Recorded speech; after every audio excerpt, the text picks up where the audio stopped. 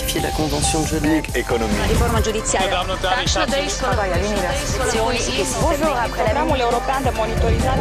Sveiki, čia Europos naujienos laida. Šįkart savo darbą pradeda Europos parlamento būstinėje Prancūzijoje, Strasbūre.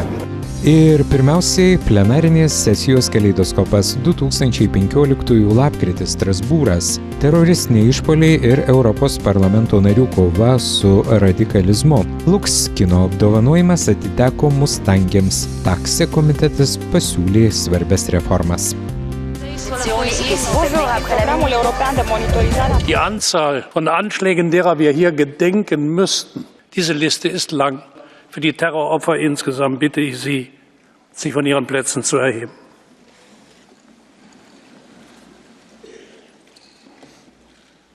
Die Terroristen hassen unsere Art zu leben, die Freiheit, die Freude am Leben, die Tolleranz, die Demokratie. Ma non dimentichiamo le condizioni in cui vivono aree delle nostre città, in cui crescono alcuni giovani che possono essere più tentati dalla sirena del terrorismo. Nous souhaitons retrouver nos frontières nationales. Nous n'avons pas confiance dans les frontières de l'Europe qui sont une véritable passoire.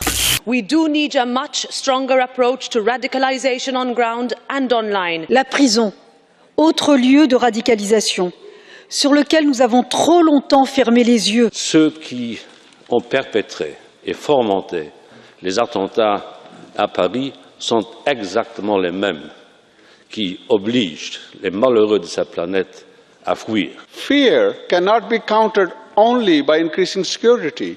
We must counter it with facts, and the facts are clear. Muslims are not the enemy. No hay consuelo para las madres francesas, ni para los cientos de miles de madres sirias, iraquíes, tunecinas, nigerianas, malienses. La amenaza es global. Ladies and gentlemen, the winner is Mustang by Dennis Game Argument.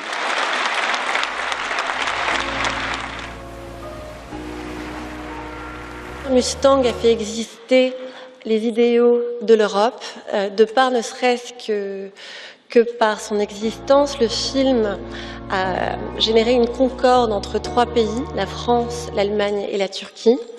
É essa a realidade da maior parte das grandes empresas multinacionais que operam na Europa e que pagam taxas efetivas de 5%. Instead of uncovering proof of tax rulings being used as illegal state aid, the report goes too far in calling for tax harmonization. Wir verlieren jährlich hunderte Milliarden Euro durch diese Steuertricks, während die Paten des Steuerkartells, der Juncker oder Eurogruppenchef Dijsselbloem, die Bevölkerung in der EU mit Kürzungsdiktaten überziehen. Si vous voulez qu'on crée la pression, donnez-nous accès aux documents. Et franchement, la manière dont vous nous y avez donné accès est, je trouve, indigne d'une démocratie.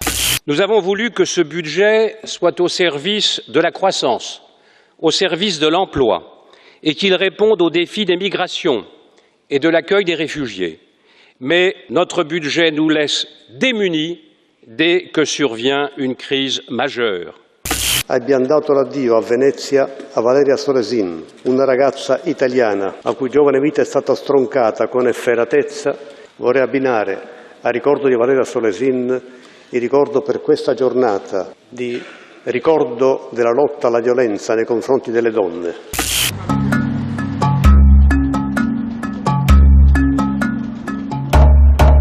Momento de dejar las palabras y es el momento de actuar, porque las mujeres no pueden esperar más, porque día tras día vemos en los medios de comunicación, en los telediarios, cómo hay mujeres que por el mero hecho de ser mujer son asesinadas.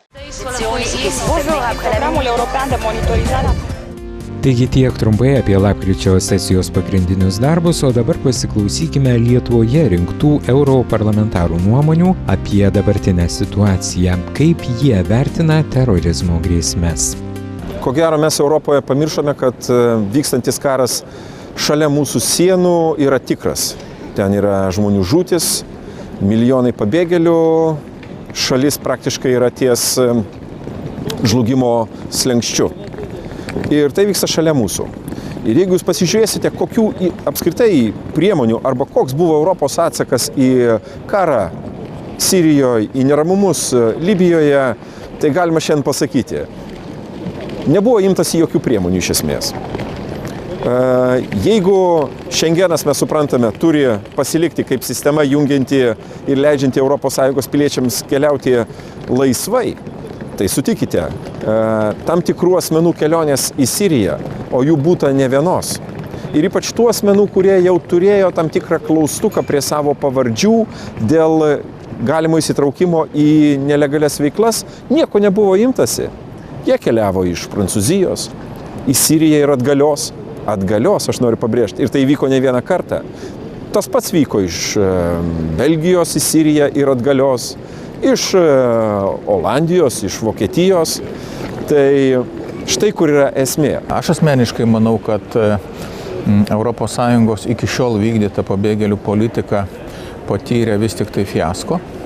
Todėl, kad jeigu mes pažiūrėsime, mes kalbam netgi ne apie tuos dabartinę bangą, bet jeigu mes pažiūrim jų ryšį su terorizmu, sako, ar yra ryšys su terorizmu? Mano manimu nebijotinai taip. Todėl, kad jeigu pažiūrėsime sprogdinusius prieš tai Londono metro, tai buvo žmonės, kurie atvyko į Angliją gyventi, jų tėvai, tiksliau, prieš 30 metų. Ir jau antra karta antiek neapkenčia ir vakarų civilizacijos ir valstybės. Paryžiui panašus dalykai. Ką tai reiškia? Tai reiškia integravimosi politika, kuri buvo vykdoma nuo 60 metų, turbūt apie tuo laiku pagrindiniai buvo, reiškia, tada iš kolonijų, buvusių kolonijų, reiškia, važiavo į Prancūziją, iki kitas Europos valstybės. Jinai nepasiteisino, jinai nedirba, jinai negamina, gimdo, reiškia, tokius skausmingus pūlinius kaip terorizmas ir netgi naujoj kartoj, kuri ir gimus, ir augus, ir gavus išsilavinimą ir taip toliau. Todėl aš manau, kad ir čia reikia labai ramiai, bet analizuoti situaciją ir galvoti, ką mes padarėm blogai. Šiandieną pagrindinė problema tai yra radikalėjimas kai kuriuose valstybėse, visuomenės radikalėjimas, apraiškų sugebėjimas įžvelgti. Ir tai vienas šiandieną irgi iš dokumentų, dėl kurio mes balsavome Europos parlamente.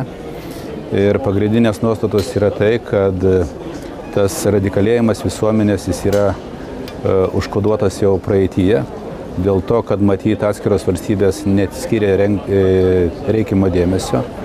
Ir jeigu paminėti keletas punktų iš to dokumento, kuris šiandieną buvo tikrai didelė dauguma priimtas Europos parlamente, tai yra, kad ateityje bus prižiūrimos tam tikros internetinio turinio informacija ir esant reikalui jinai bus užkardinta, bus stebimi tie asmenys, kurie platina radikalis idėjas ir taip pat kova su, sakykime, neteisėta siūlymu kovoti prieš vieną ar kitą valstybę arba prieš asmenis.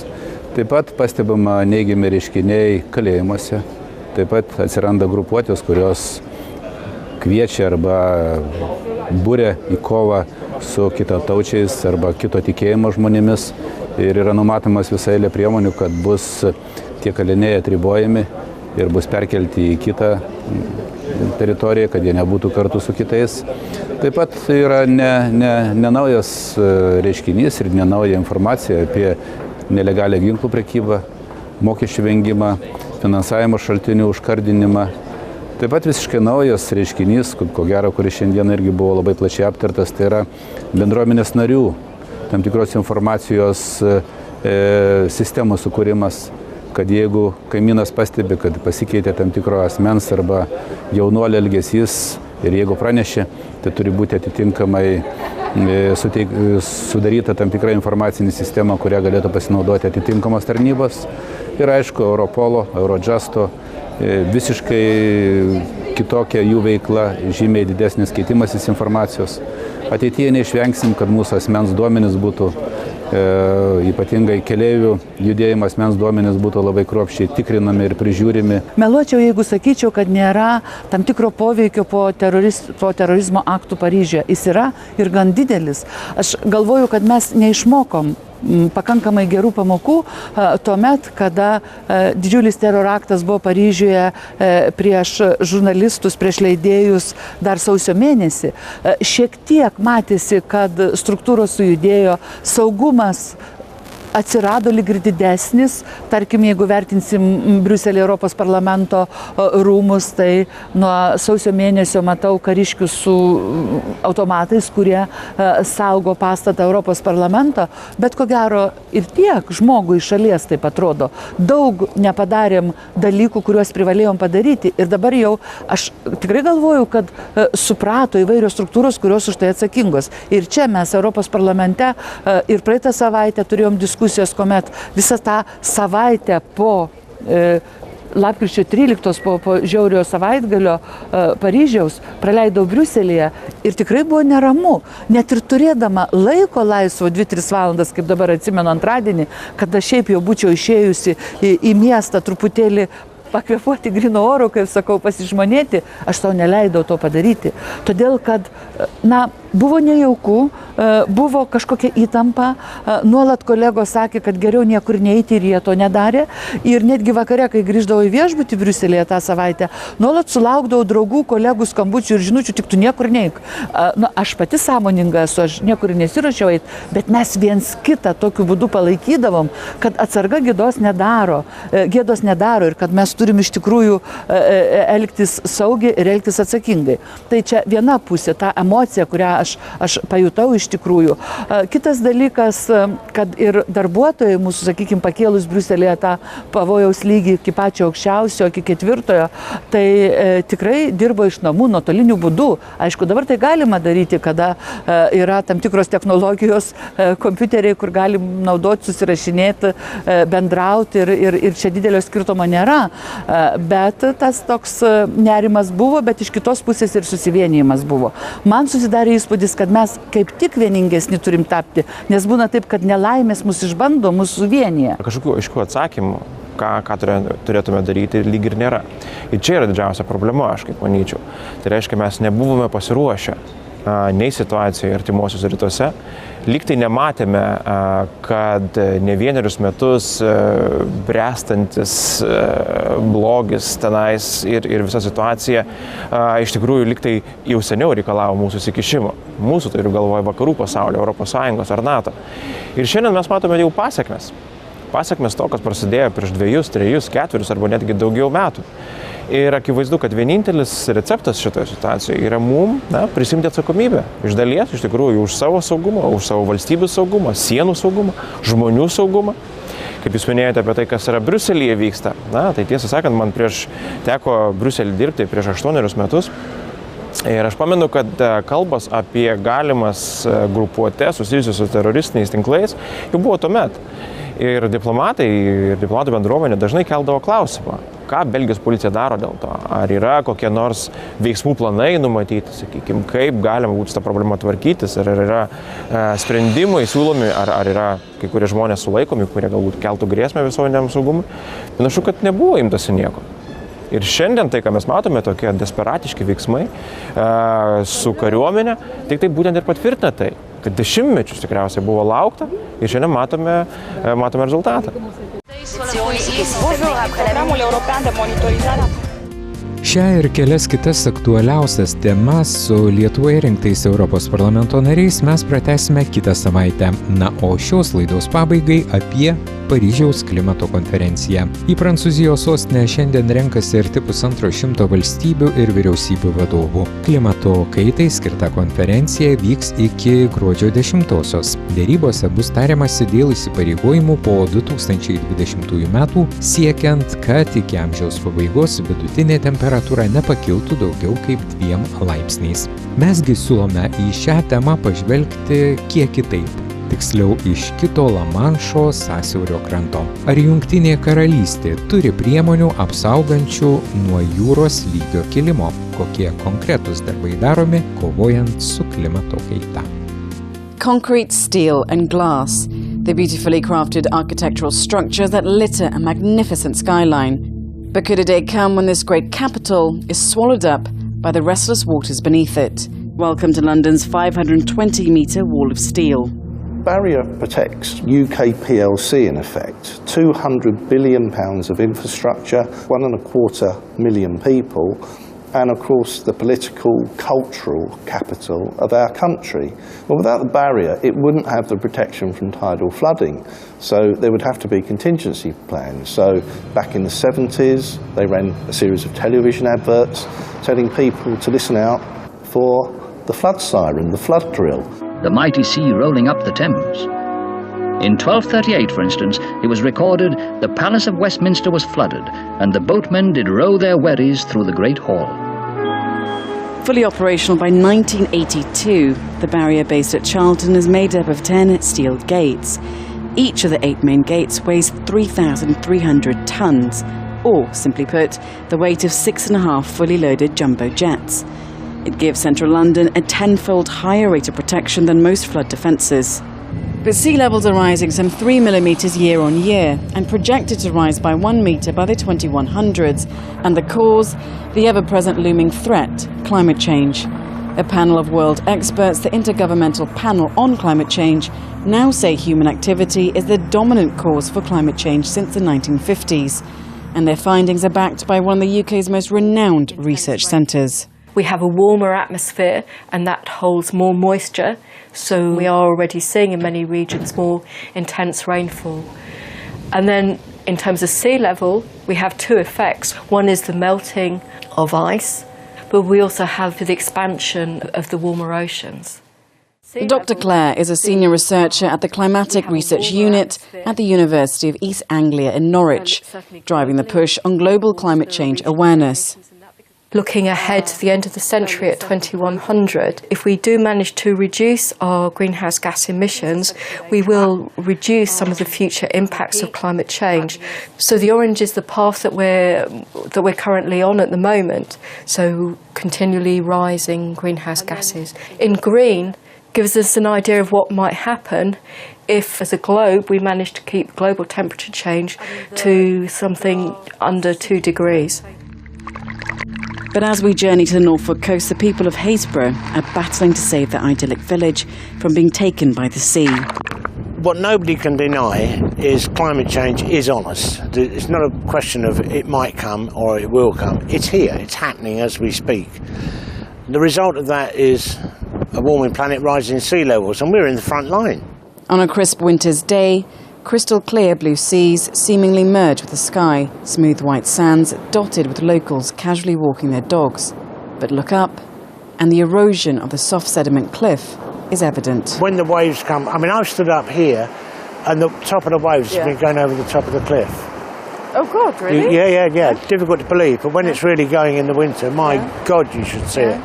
So what this is designed to do is absolutely take the sting out of the force of the sea. Okay. And by doing that, it's better to crash into that than to crash into the soft cliff. It would just break it up and wash it away. A wall of rocks, a stark contrast to the wall of steel. But could there be a more sophisticated way for this tiny village to defend itself? Flood defences are a bespoke solution. There are areas in this country where managed retreat is employed because it's not cost effective to try and protect those areas from flooding. But across the country at Harbury and Leamington Spa, one project to revitalise part of the UK rail network has found funding via the public purse and government backing. The slope actually used to come closer to the railway, like it was on the other side, but it started moving. Okay. So Network Rail had to remove all that material, 560,000 tons come out this Atlantic, of clay like that.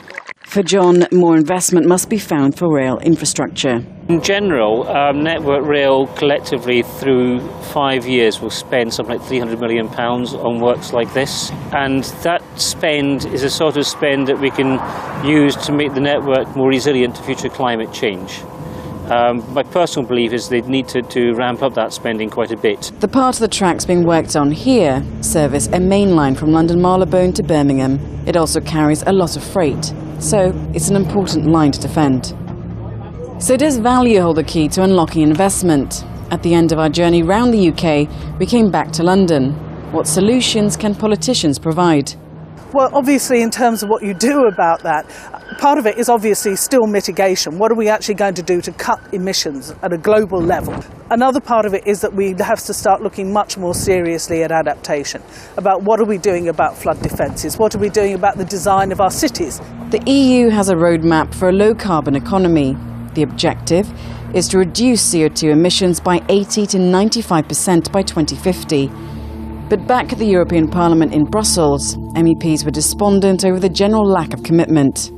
We agreed to create an international climate fund of $100 billion per year, and we're not getting very close to that. What I'm fighting for also in the EU, that we create a system where we do not depend on the mood of a Minister of Finance in every given year.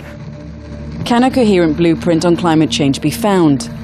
Big capitals may well survive, but villages like Haysborough are proof that the challenges of climate change are real, and little by little, pieces of our landscape may keep disappearing away.